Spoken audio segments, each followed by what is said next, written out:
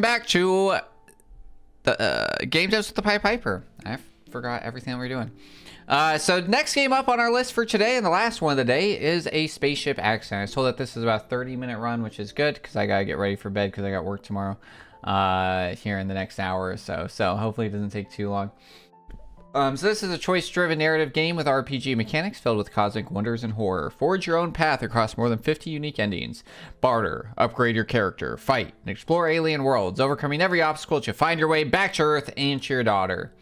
To refresh everybody on what we think a great decision-driven sci-fi RPG is, starts with meaningful player choices.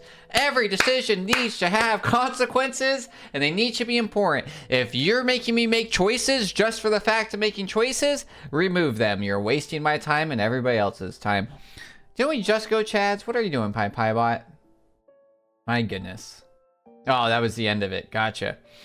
Secondly, branching narrative. If we are going to make a choice, it needs to lead to more choices and differences. Don't just like keep bringing us back and out and everything because it doesn't mean anything at that point, you know? Character development. Make my choices make our character change. If my choices have no impact on the character, it's useless. World building. Let me explore the world, make it interesting. This is sci-fi world. We need to understand it. It needs to be distinct. It needs to make sense. Integrate gameplay mechanics. Right. Decisions should be able to affect combat, stealth, exploration, hacking, diplomacy, whatever we got going on. When I make choices, it should make it different. It should change it, right? Distinct effects and sounds. It's sci-fi. Everybody knows the whoosh of the TARDIS. Everybody knows the swoosh of the lightsaber. Everybody knows the blaster sound of Star Trek. You know what I mean? So how is your game? Everybody knows the door opening sound of Space Quest. You know, it's just distinct. And we should be able to take a screenshot of your game and immediately know that it's your game. Replayability. The choices should be interesting enough that I want to replay it and see what happens to our character and to the world. And if you have all of those things, you'll have a great decision-driven sci-fi RPG game. So what's the flagship of this genre? I think it's Detroit Become Human. I've never played it, but I have watched two playthroughs. I've watched the Game Grumps playthrough and the Super Best Friends. Both were very interesting. I was very invested in both. I do have some strong opinions on Detroit Becoming Human. I think that the ending ruins about a third of the game. And I have played Heavy Rain, which I did not enjoy because I just feel like my decisions didn't make enough impact. I felt like I made like some crazy choices, and at the end of the day, it didn't really matter. Beyond Two Souls really made me mad because there were so many choices that meant nothing, and it wouldn't let me make, and it put me in situations to make choices that wouldn't let me choose what I wanted. It forced me to make one of the choices that the game allowed. So that was annoying. War of Mine, similar, not exactly, because that's more of a roguelike, but similar in a sense. That game broke my heart. And Life is Strange, I really enjoyed. Absolutely enjoyed. I thought it was good. And I did cry based on a different ending that I got. So I think like it had like deep emotional impact. So that's kind of our goal. Similar as you have like Skyrim, Undertale, and Fast and Light that do have decision making and can alter the course of the game a bit. Skyrim, especially on like whether or not you choose, like which main story you choose, if you just kill the Assassin's Guild, things like that. Undertale, you obviously have 3 endings. And then Fast and Light, you only have the one ending, but you do have to make different decisions throughout the game that can alter the course greatly. Of course, I must say that I usually hang out during game dev server where we test our ideas, but having a fresh set of eyes and a well-structured feedback on top of that, this is priceless. Hey, it makes my work as a dev easier, so I really appreciate you took the time to play my game and didn't give up on that weird cursor issue. Yeah, that was weird. I learned something about OBS, I think. So, yeah, that was definitely odd. Yeah, so I'm glad I figured it out and pushed through it for sure. All right, but without further ado, all right. In this story, you are Frederick Anderson, a young astronaut embarking on a mission of space exploration. But life aboard the SS Celestia station is routine, a series of predictable tasks and quiet moments. The vastness of space stretches endlessly outside your window, a constant reminder of your solitude away from your daughter. Days blur together, a cycle of maintenance checks and data logging until one day something unexpected disrupts the monotony. Why can't I click on this? Oh. Okay, that was weird. Alright, but before we move on to the interesting bit, let's decide one thing. Who do you want to be? In moments of crisis, when the familiar order gives way to chaos. Who are you? This was not just a question of skills or training. It was about the core of your being, the values that guide you when everything else fell apart. Are you a soldier? You're a Marine, once forged in war, hardened by loss. Your squad, your brothers died in a distant colony, leave you alone with nothing but ghosts. Earth became unbearable, too full of memories that won't let go. Space was an escape, a way to drown out the past with the silence of the stars. You took the first ship that would have you, hoping to fight for something real again. An engineer. You always understood machines better than people. Circuits made sense, wires never lied. You wanted to build great things, but Earth's bureaucracy strangled every dream, so you left, choosing the silence of deep space over the noise of human failure. And the stars are your workshop, your escape, your home. A wild card. Some people are born with a plan, you never had one. A gambler, a drifter, a survivor. You've always relied on luck more than skill. Space wasn't a dream, just the latest roll of dice. Maybe out here you'll strike it big. Maybe you'll crash and burn. Either way, it's one heck of a ride. Alright, strength, high intelligence, luck, charisma. Alright, very D&D based. Yeah, I'm feeling engineer. Your story. You're always the kind of kid who took things apart just to see how they worked. Not out of destruction, no. I forgot to actually get water. I got a snack instead. And we're running low on the water. Your father used to joke that if the family shuttle went missing, he'd find it in your room, neatly disassembled with every bolt and wire lined up in careful rows. The first time you rebuilt something on your own, you were 7. A broken comlink, busted beyond repair. At least that's what your mother said before you made it work again. From then on, it was obvious. Machines made sense. They followed rules. They could be fixed. That was harder. No, okay, that's just the last part. I see. A family you built yourself. You studied engineering because it felt like the only thing that made sense. Machines didn't lie, didn't hurt you. Got it, dude. I think we got the, like, they didn't lie thing. You're very repetitive on this part. Because, right, that's up here as well, and it was in the beginning. Maybe not. Maybe it's just in your description. They just worked, and if they didn't, you could fix them. So you learned ships, stations, AI, every cog in the vast machine that kept humanity moving through the stars, and then she happened. You never planned to have a kid. You were too busy, too focused on your work, but the moment your daughter was born, everything in you shifted. When you say, then she happened, and you click on it, it should show your wife. Or your... Also... Okay. Like, very heteronormative. Especially when we're talking about future space travel. But yeah, that's fine. But yeah, it's a little weird to be like, then she happened, and it's a picture of a child. The moment your daughter was born, everything you shifted. Suddenly, machines weren't the things worth fixing. Suddenly, you had something real, a family, a future, a reason to look up from your schematics and see the world around you. She was your gravity, your constant, and so, for the first time in your life, you stopped running. The ground beneath you breaks. You built a life, quiet, stable. You work as a ship engineer in corporate outposts, fixing freighters and long haulers, making just enough to keep her fed, keep her safe. You promised yourself that she'd never have to grow up wondering if she mattered more than your work. Unless you mean your daughter just happened, which then that makes no sense. Because then that's very confusing. How did that happen? Just magic? I'm very confused. Do kids just magically appear in this world? Because corporations don't care about stability. When the layoffs came, you were just another number on a balance sheet. One day you had a job, the next you had nothing, no severance, no relocation, no way to feed your kid, and that's when the call came. One last job. It was an old friend, someone you worked with back in training. They had a contract, an off-world gig, good money, dangerous, sure, but wasn't everything out on the frontier? You told yourself it'd just be one job, enough to get back on your feet, enough to take care of her. You left in the middle of the one night. She was too young to understand why. You told yourself you'd come back. This was just temporary, that this time you could fix it, but then the job went wrong. Lost in the stars. It wasn't supposed to be a combat mission. You were hired as an engineer, not a soldier. But when the bullets started flying, that didn't matter anymore. Ship went down in an uncharted system, and the company, they cut their losses. You should be dead. Maybe you are, in some way. But your hands still work, your mind still thinks, and out here, lost in the void, there's only one thing left to do. Find your way back. Because broken things can always be fixed, even you. Why does back have an arrow to forward? That's confusing.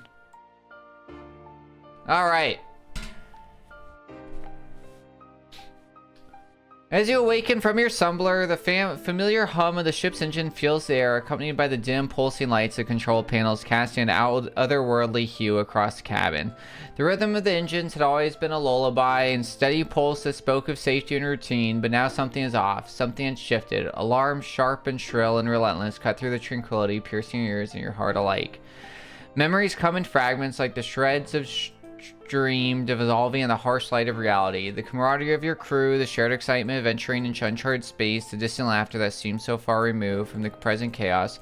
There were the image that anchored you, that reminded you why you were here, but they felt like they belonged to someone else, someone far away from the alarms, the warning lights, the impeding sense of doom. You sit up, your body tensing with adrenaline, instincts kicking in. The emergency light flickers erratically, causing erratic... We're gonna use erratic twice like that? Okay, that's a choice. Is that you? Shadows that dance across it looks like somebody from Ratchet and Clank. It looks like the bad guy from Up Your Arsenal. You know those patterns, the rhythms of the safety, the routine of order, and you know Dr. Nefarious or something? When you shatter, you put your hand on the hole and your guts tell you everything you need to know. Something is terribly wrong and the shield feels like it's on the brink of falling apart. Your training takes over, muscle memory guiding your actions even as your mind races to catch up. You rise from your bunk, each step deliberate, each breath measured, the chaos threatens to pull you under, but you refuse to give in. This isn't the first time you face danger and it won't be the last, but this is different. This is your ship, your crew, and you have a right to make it right. That seems weird. You reach for your uniform, the fabric familiar against your skin, grounding you in the moment. You are not one to back down, not one to give in to fear. You are a pioneer, a seeker of knowledge, a navigator in the endless sea of stars. And right now, you are the only thing standing between order and chaos. I don't think that they're a navigator, they're an engineer. This is a weird sentence in context. With a spark of determination, you step into the corridor, the alarms growing louder. The lights more frantic, the journey ahead is uncertain, but you are ready. You're driven by an insatiable curiosity, by the need to uncover the mysteries of the universe, and nothing, not even the collapse of your ship, will stop you. Now let's try to stabilize the ship. Your heart pounds like a war drum, each beat echoing, or are you literally by yourself? Your whole crew's dead, so then I guess you are a navigator, maybe? I thought we were going back to when we were in battle all of a sudden. As you lunge through toward the control panel, your fingers fly across buttons, tapping switches, adjusting dials, all in desperate attempt to steady the ship. The alarms scream a cacophony of urgency that cuts through the static-filled comms. The red glow of warning lights bathes everyone in a sinister hue, casting long, jagged shadows across the walls on the floor, probably left due to sheer panic. You find a map of the galaxy. Cool. None of this means anything to me. You look at the map near the space station. There you see a planet. You wander the possibility of discovering new life forms of intelligence and beauty. Despite your frantic efforts, the ship continues its descent to chaos. It lurches and groans as if crying out in agony. Systems buckling under the strain. The height in the cabin rises, beads of sweat trickling down your forehead, mingling with the acrid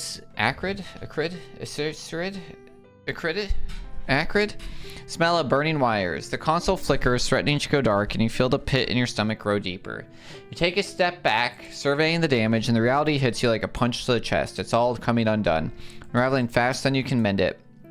The ship's infrastructure is collapsing, its vital systems failing one by one. The cold grip of despair tightens around your throat, and for a moment, you question whether it's all in vain. Then something within you refuses to break. A spark of defiance, a glimmer of hope. You grit your teeth, forcing yourself to stand tall amidst the chaos. Even if the odds are stacked against you, even if the darkness threatens to swallow you whole, you will not yield. You will fight until the very end, because that's what survivors do. Sealing yourself for what comes next, you know you have a choice to make. Find a way to escape this crumbling vessel or delve deeper into the chaos, see if there's a chance to salvage what's left. Alright, let's look for the captain's office. This is not what I thought this was going to be. This is... From the pictures that we saw, there was like way more going on than just all reading. You step into the corridor, your boots thumping against some cold metal grating, and the walls are streaked with soot. A grim reminder of the chaos that has torn through the ship. The flickering emergency lights cast eerie shadows, dancing specters that dart in and out of sight, whispering the promise of danger. The corridor stretches ahead, a narrowing tunnel that leads to the heart of the ship, the captain's office. As you move through the passageway, the smell of smoke grows thicker, mingling with the acrid, again, interesting, stench of burnt plastic. Your heart races, each step drawing you closer to what has befallen this place. You grip the railings for support, feeling the vibrations of the ship's failing engines reverberate through your bones. Feels as though the ship is crying out in pain. We've already said it was crying out in agony, and now we're saying that's crying out in pain. And you're walking into the epicenter of its agony. Got it, dude. The door to the captain's office hangs ajar, the metal bent and scorched, as if it had been wrenched open by some violent force. You push it with your shoulder, the hinges growing in protest, and the doors swing inward with a mournful creak. Inside, the scene is nothing short of a nightmare. The room is in disarray, the furniture upended, papers scattered like dead leaves in a storm. The captain's desk is shattered, splintered wood and shards of glass littering the floor. But it's the blood that catches your eye. A dark smear against the wall, leading to lifeless form slumped in the corner. The captain, a formidable presence in life, now reduced to a grotesque display of violence. His body is twisted, the face unrecognizable beneath the mangled flesh. As you observe his body, something catches your eyes.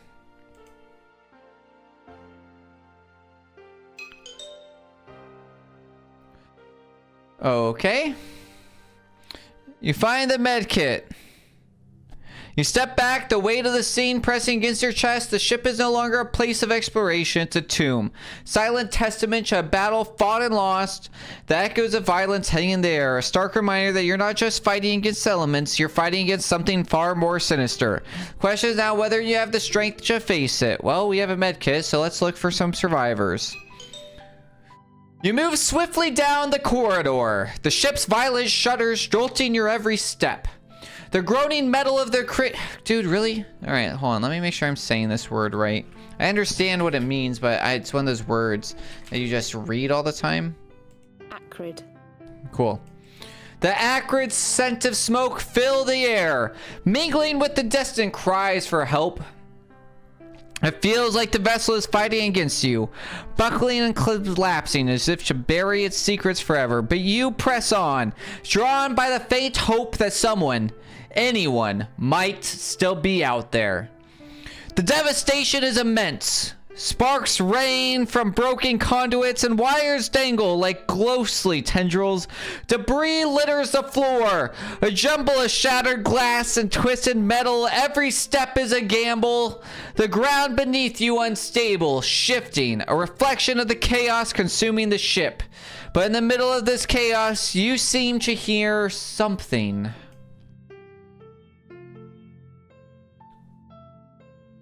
You hear a voice. Why do I need to see the dice roll? Why is that relevant? You hear a voice, a faint, strangled cry from somewhere ahead. It spurs you on, your heart pounding with urgency. The corridor narrows, the walls warping, forcing you to crouch and navigate through the wreckage. The smoke grows thicker, obscuring your vision, but you push through, following the desperate sound.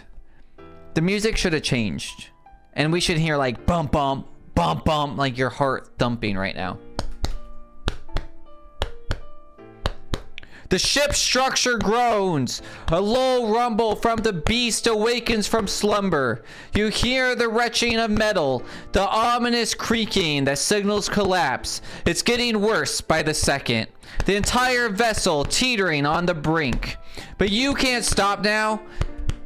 Someone needs you. Someone is depending on you. As you round a corner, the source of the voice comes into view. A crew member pinned beneath a beam, struggling for breath.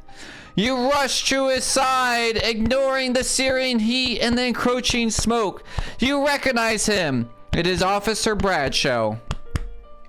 Flashes of your poker nights, his laugh, you getting him to his quarter after he got drunk that night, all rushing in as you attempt to free his body. You pull a tug at the beam, desperate to free him, but it's no use. The ship's dying convulsions tighten their grip, the structure closing in like a vice.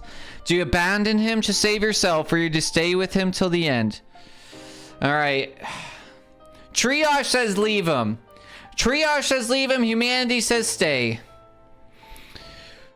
The alarms grow louder. They should be growing louder. Have the music. Wah, wah, wah, wah, wah, wah, wah, wah, wah, wah. The alarms grow louder, more frantic. The ship is collapsing. You know there's no time left. That this is a fight you cannot win, but you refuse to let go. Why do I need to see this happen? This should happen during it loading. You keep pulling, hoping against hope. That seems like a weird sentence. That you might somehow change, hoping against fate, maybe? That somehow you might change the outcome. The heat becomes unbearable, the smoke choking, and you realize this is it. The ship has sealed its fate, and with it yours. The last thing you hear is a final, ear-splitting groan of metal as the corridor collapses around you, and then there's nothing but darkness. And inside the darkness begins a new beginning. You've reached ending 3 of 54. That should have gone black. Screen should have gone black. You have died. You've only reached 3 out of 54. We're gonna be in legit. I saved it. I saved it.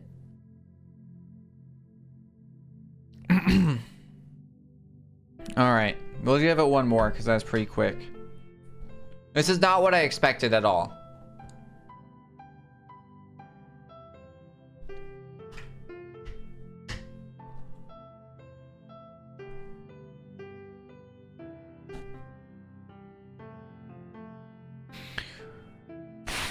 Alright. Here we go. The soldier. The war never leaves you. We'll start less intense. You, Frederick Anderson, never planned to be a soldier. Maybe that's what made you a good one. Life before the war was simple. You had a job, a home, a family. Nothing grand, nothing glorious, but it was yours. Then the draft came. Some backwater conflict on some forgotten planet. The kind of war that was more about corporate greed than actual ideals. It didn't matter. The moment your number got called, your life before the war ended. You learned quickly how to march, how to fight, how to kill, and more importantly, how to survive. Because in the end, that's all war really is. A long, brutal game where survival is the only victory. You watched people you trained with die in their first week. You buried friends in dirt that wasn't yours. You became something you never wanted to be. A man who is good at war. This is not what a good Marine would do. They're taking them home. Period. You're not just going to take a dead body and spend the time to bury them somewhere else. You're going to figure out how to get them home. So unless this is the world that we're building, I don't like this. Too good, but this is the path you chose. Or maybe you want to pick another career. Nope. What comes after the gun? The war ended like they all do. Messy, without real winners. You came home to a world that barely remembered you had left. People went on with their lives, but you weren't sure how to anymore. You could still feel the weight of the rifle in your hands, still see the faces of the ones you couldn't save, but there was one thing left. Her, your daughter. No, nice, she's got an army man this time. Still don't understand this. She had your eyes, but not the weight in them. She was too young to understand why you flinched at loud noises, why you couldn't sleep, why you never talked about what happened. Maybe that was a blessing, because for the first time in years, you had something worth fighting for that wasn't just survival. So you tried. Really, you did. You took jobs where you could find them. Security, escort work, anything that paid enough to keep food on the table. You stayed in her life, even when everything in you screamed to run, because war teaches you one thing above all. If you let go, you lose, and you weren't going to lose her. A soldier without a war. But peace is a hard thing for men like you. When a new conflict started brewing on the frontier, you told yourself you wouldn't get involved. That was before the recruiters showed up. They weren't looking for fresh meat. They wanted veterans, people who had seen real combat, people who wouldn't hesitate when the moment came. They knew exactly what button to push. They offered good pay, steady work, benefits for your daughter, things you couldn't just ignore. You told yourself you'd only sign on for a short contract, just enough to secure her future, and maybe that would have been true if the job had gone the way it was supposed to. It didn't. The final mission. You weren't supposed to be in the sector when the fighting broke out. The company was plausible deniability, so they left you where things went south. You barely made it out alive. Your unit didn't. And when you sent for extraction, the only response you got was silence. So you did the thing you could. You found a ship, got off world, and kept going. You told yourself you'd find a way back, that you'd see your daughter again, but deep down, you knew the truth. You've been abandoned. And now, drifting through the void, you only have one question left. Was this your last war, or just the start of another one?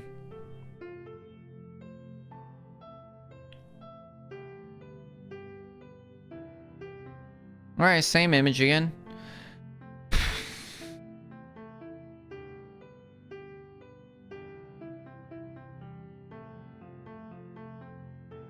Tell yourself this is a bad dream.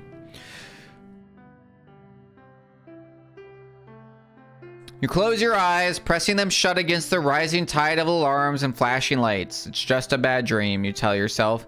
A vivid hallucination, born of a restless sleep. You've had these before. Nights when the silence of space becomes too much. When the isolation seeps into your mind and weaves its own nightmares. Surely this is one of those nights. A passing delusion that will fade if you just ignore it long enough. The alarm grows louder, sharper, like a chorus of banshees screaming into the void. The ship lurches beneath you, a violent shudder that shakes your bones and rattles your nerves. The walls seem to close in. The once familiar cabin, now an alien landscape of shifting shadows and distant sounds. You open your eyes, hoping to see the calm of your quarters, the gentle glow of the control panels, but instead you find chaos. The emergency lights flicker like dying stars, casting erratic beams that dart across the walls. The floor trembles, the bulkheads groan. You feel the ship straining against the pressure building within. I'm still confused because, right, we're in our own ship after this, but this feels like the same thing that happened last time where we found the captain's quarter and people are dead, and it's like, what? So did where? I'm confused in the narrative of both of our stories so far of what's going on. This is no dream. This is real. What's this button do? No idea? Cool. Okay. It's falling apart. The gravity of the situation hits you like a punch to the gut. Ugh. A surge of adrenaline that jolts you awake. Can't afford to ignore it any longer. The ship is in crisis, and you don't act now. There's no telling what might happen.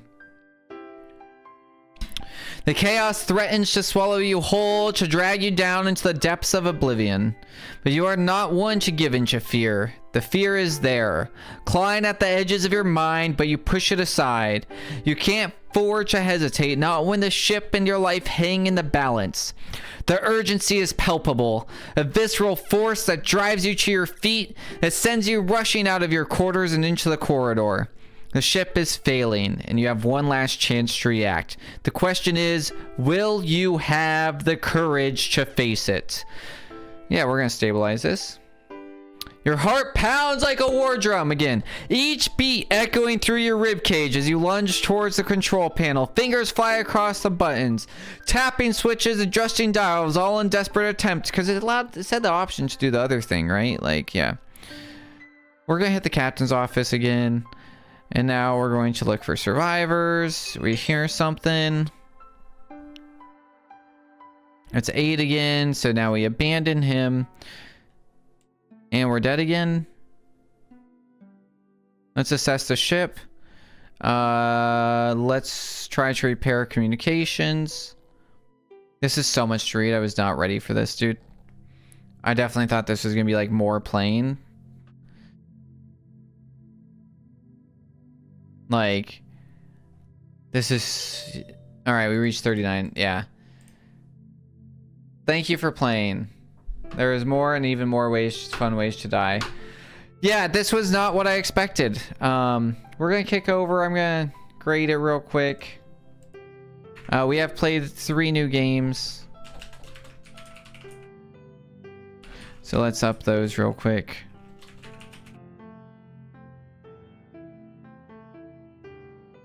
All right. How do I get out of here? My goodness.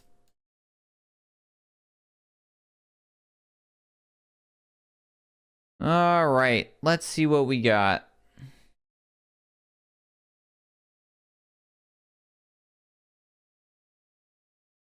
Everything's flipping out. Everybody was kung fu fighting. All right. 127 games on stream. All right.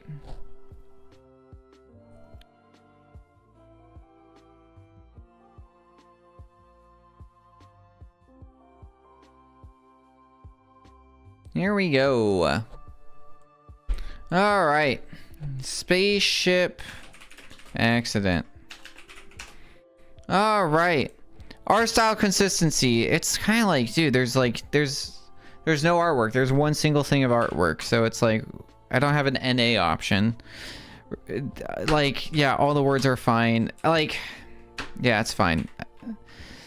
Readability of it's fine. Atmosphere, world building. Yeah. There's nothing. So it's like, it's not world building. You're not doing, that's like the hard part. I think you should look at Space Quest. I think Space Quest is what you should be doing. I think that this should replicate Space Quest. I think that's what you want to do, and that's what I think it should do. And that's okay. Take this story, put in Space Quest, add sound effects. You got something really good. Overall, like, yeah, it's like a 2 because there's just nothing going on. Like, you know what I mean? Overall functional loop, because it's straight reading and I did not expect that, it's not great for me. I do think that you have a functional loop. There's some RNG, some stuff that's missing. I think that it does have a little bit of repetitive like verbiage and stuff, which does make it kind of like unenjoyable to read that amount of text. I do think that if you make it into like a Space Quest way, you can make it more into some showing and feeling than just like straight text, which is hopeful. I mean, like, yeah, whatever, dude. Like, we'll to read the controls because they are what they are. Challenge and balance, I have no idea. Like, honestly, for this variety and depth, like, unfortunately, this just doesn't really meet anything for the genre. Like, I think like mechanics loosely align. You're missing, like, if we think about Space Quest, we think about Detroit, we think about Beyond Two Souls. These are like decision-based games I think of that are successful. Or if we try and turn this into a visual narrative, I don't think you actually meet either, because it's just reading. This is, you know what I mean? And then it's like, it's no forward, no anything. It's no real character. It's also kind of confusing at points. Player role is fine. There is no progression at all. I guess there's, I don't know, you're not really growing as a character. I will say, I think that's the hard part, right? Like, there's no progression growing in you as a character throughout it. From what we were able to experience, I also like to a point where I was like, I can't read for another 30 minutes. So it's just missing a little bit of something. Atmosphere is fine. It definitely needs some stuff. Speedrun ability, I just don't think it's gonna be speedrunnable. I don't think anybody's gonna do it, not for gags.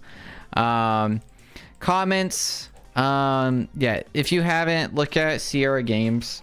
Right, that's what they're called, right? Sierra Games, Space Quest, King's Quest, games like that. And that should help inspire you. Add sound effects. Don't double use words. The daughter situation is confusing.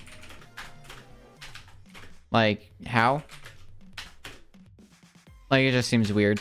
Those are the big things for it. That's about all I can do. I gave it like 1.5 playthroughs. I will say that we did officially beat that game because we did hit the ending, so I will do a beat plus on that. But yeah, I think that's just kind of what's needed over there, is going to be a bit of fix for sure. And just something more. I think as it stands right now, I think it's just a book. You know, it's kind of like you could release this as one of those books that it's like, now turn to page 95, and that's what it is more than anything else.